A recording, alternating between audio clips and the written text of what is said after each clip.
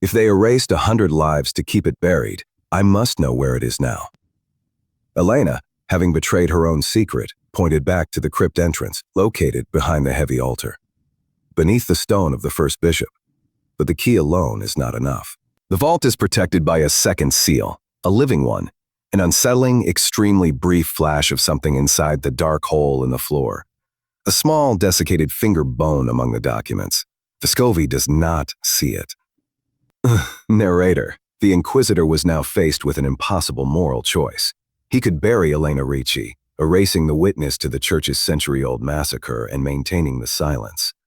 Or he could descend into the silent underground, challenge the ultimate authority of his own order, and confront a truth that had already cost 100 lives and was now demanding 101st. The earth was waiting. Slow pan across the sacristy wall, revealing ancient, faint carvings hidden under the peeling plaster, the inverted cross symbol. Stone slab with a massive, rusted iron ring. Vescovi is now alone, the two gravediggers dismissed under threat of execution. He holds the lantern high, the shadows enormous. The painful, grinding surrey of stone on stone as Vescovi manages to push the crypt slab open. The air rushing out is cold and smells of wet earth and copper. A name that suggests not a space, but a state of permanent non-existence. The crypt was not a burial site, but a forgotten foundation. A relic of a Roman-era structure upon which the church was built. It was a descent into the earth's memory. Miajer Vescovi lowers the lantern down the steep, moss-covered steps. The light barely penetrates the depth. Narrator, Elena, bound and trembling, was forced to descend first. Her life depended on her guidance. The chamber below was circular, choked with centuries of dampness. The walls were lined not with sarcophagi, but with tiny, sealed niches, memorials perhaps to the Gnostics who vanished in the marsh. Vescovi's boots splashing in shallow, frigid water. The soft, rhythmic tick-tock of the clock on the tower above, now unnervingly loud. The narrator. They followed Elena's directions, moving toward the far wall, where a simple, ancient stone altar stood. This altar, Elena explained, was the original foundation stone of the Gnostic structure, predating the Catholic Church entirely. The iron key fit perfectly into a small, almost invisible notch at the base of the stone. Close-up of the key turning in the notch. The mechanism is stiff and ancient. A grinding sound. With a shuddering groan, a section of the stone altar swung inward, revealing a second, smaller chamber. The air that escaped was not cold, but stale and warm, heavy with an unidentifiable metallic scent. This was the relic's vault, the silent core of the centuries-old conspiracy. The camera slowly moves into the second chamber. It is tiny. In the center, on a pedestal, lies a single object wrapped in a dark, rotting shroud. Before Vescovi could reach the pedestal, Elena's voice, now a choked sob, stopped him. The second seal, Father. I warned you. It's the one thing that remains alive. A high, strained whimper. Not Elena's, coming from the darkest corner of the vault. Vescovi spun the lantern around. Crouched in the corner, chained to the wall, was a man. Gaunt, skeletal, dressed in the faded, rotting robes of a forgotten acolyte. He was old beyond measure, his eyes wide and unseeing.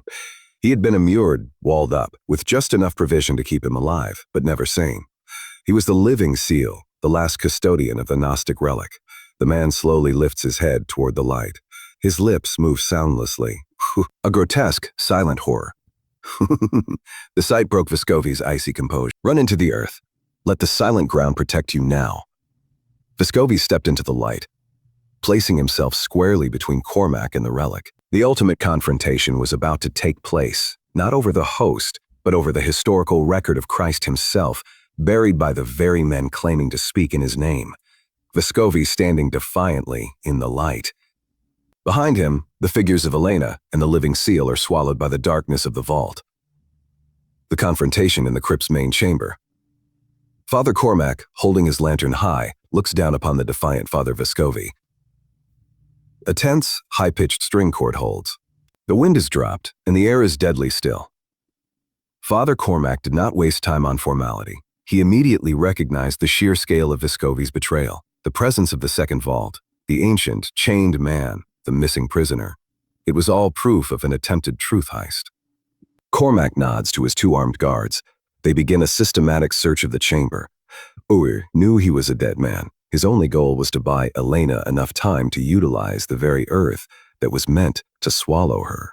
Or, the ledger contained a final, whispered secret of the supplicio in terris ritual, only known to the highest executioners, a hidden escape route, built into the ancient Roman foundations. Vescovi points toward the sealed niches on the wall. Vescovi shouted, his voice a final roar of defiance. The Gnostics prophesied the unburial. They knew one day the truth would rise from the ground itself. The metallic scrape of a guard testing the niches. A hollow sound echoes from one spot. This was Vescovi's gamble. The living seal was not chained to the wall for security, but for proximity to the escape route. His decades of forced solitude were to ensure no one discovered the weakness in the vault's design. A small, hidden opening designed for the Gnostics' own emergency retreat. Flashback to Vescovi in the dark, quickly checking the wall behind the living seal. While Vescovi distracted Cormac, Elena, guided by the almost silent, rhythmic tap, tap, tap of the living seal's hand on the stone, found the niche. It was small, barely wide enough for a woman to squeeze through. She had the relic and the heavy weight of centuries of betrayal upon her shoulders. Elena, still bound, slowly squeezing into the dark opening. The Aramaic stone is pressed against her chest, the grinding of stone and dirt as Elena pushes through. Cormac turns sharply, his lantern swinging toward the sound. "Stop," Cormac screamed. But it was too late. Elena was gone, swallowed by the deeper earth, into a narrow, unmapped tunnel leading out beneath the consecrated ground, toward the vast, untamed Comacchio marshes. The very place the Gnostics were drowned a century ago. Cormac pulls his dagger and lunges at Vescovi.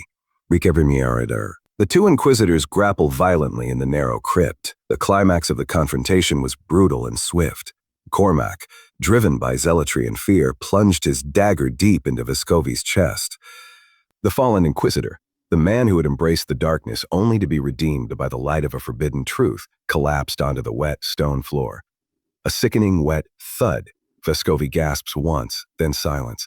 The lantern rolls, settling on Vescovi's face, a look of final defiant triumph. Father Cormac stood over the body, victorious but enraged. He had eliminated the traitor, but the prisoner, the true threat, had escaped, carrying the historical bomb with her. He had to assume she was heading for the nearest large port, the nearest printing press, the nearest foreign ambassador. He had to retrieve the relic before the silence of the Inquisition was broken forever. The hunt had begun. The supplicio in terris had failed, but the earth was about to claim its final, terrible due. So, close up on Vescovi's lifeless hand, still holding the extinguished cigar, fade to black. The Comacchio marshes at Prieden. A landscape of mud reeds in low-lying, choking fog. Elena, exhausted and muddied, scrambles through the dense vegetation. Heavy, ragged breathing. The loud squelch of mud underfoot. Distant, urgent shouts from Cormac and his guards. The tunnel led Elena to the edge of the marshes, the very location of the silent exodus a century before. The ground here was treacherous, a shifting, unstable graveyard of 100 forgotten souls. But Elena, a local, knew its currents and its secrets. She held the Aramaic stone tightly, its coldness a steady reassurance against the terror of her pursuers. Cormac and his guards emerge from the tunnel opening. Cormac immediately recognizes the tactical nightmare. He knows Elena has the advantage. Father Cormac was a man of stone cathedrals and precise records. He was lost in this natural, unscripted environment. He split his men, ordering them to fan out. He was operating on pure, furious certainty. Elena could not be allowed to reach the outside world. The relic must be returned to the earth. The frantic barking of dogs, Cormac has utilized the village's hunting pack. Elena, guided by a deep, almost spiritual conviction, didn't run towards the town. She ran towards the water, the place of the original betrayal. She knew the truth had to be saved, not by publication, but by return to its rightful place. Elena reaches a small, stagnant pool surrounded by ancient, waterlogged pilings, the remnants of the Gnostics' pier. The diary of Sister Marta had provided the final, critical piece of information. The Gnostics, knowing they were marching to their doom, did not carry the relic onto the boat. They devised a mechanism, a final, perfect hiding place, beneath the very stones of the pier where they were betrayed. They had built their own final suppresio in terrace, close up on the waterlogged pier. Elena searches desperately for a specific marking. The dogs are much closer now, their barks echoing through the fog. Cormac's shouts are clearly audible. Elena found the marking, an inverted cross, the Gnostic symbol of truth turned upside down by the church's dominance, carved into the largest piling, just above the waterline. Beside it, a small, worn metallic ring. The final, desperate effort of a dying community to save its truth. Elena pulls the ring. The water beneath the pier begins to churn. A small, water-stained wooden chest slowly rises to the surface. As the dogs burst through the reeds, and Father Cormac raised his musket, Elena opened the ancient chest. It was not empty. Inside lay a single object, a simple woven leather pouch, a second smaller truth. Cormac takes aim at Elena. His face is contorted with fanatic determination. Elena looks directly at him, no longer afraid. Elena did not wait for the shot. With a final, desperate act of defiance, she placed the Aramaic stone inside the chest, closed the lid, and with a terrible cry, shoved the whole thing back into the deep, churning water. The truth was reburied, not by the church, but by its final guardian. The suppresio and terrace was complete. The chest sinks quickly. The water settles, stilling the reflection of the gray, cold sky. The loud crack of the musket shot, and then silence. Interrupt. Father Cormac stands over Elena Rixey's body near the water's edge. She is dead. The water is calm. The chest is gone. The whimpering of the hounds being pulled back. Cormac's heavy, frustrated sigh. Father Cormac had accomplished his mission. The immediate threat was neutralized. Elena Rixey was silenced permanently. The relic was lost again, but lost to the marsh, not to the printing press. The secret was preserved. The silence was absolute. A final brief, unsettling shot of the marshes. The water seems to gently ripple, as if something is moving just beneath the surface.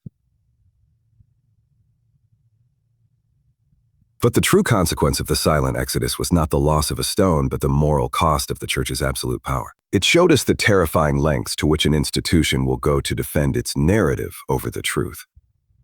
They not only buried a community, but inadvertently raised one of its children as an agent of their own self-destruction. The camera pans slowly across the table, showing the key, the diary, and the final ledger entry side by side. What Father Vescovi learned in his final desperate minutes was that the only thing more dangerous than a powerful institution is a forbidden history. Forbidden history. History has a way of returning, not as a whisper in a book, but as a dagger in the hands of a desperate truth seeker.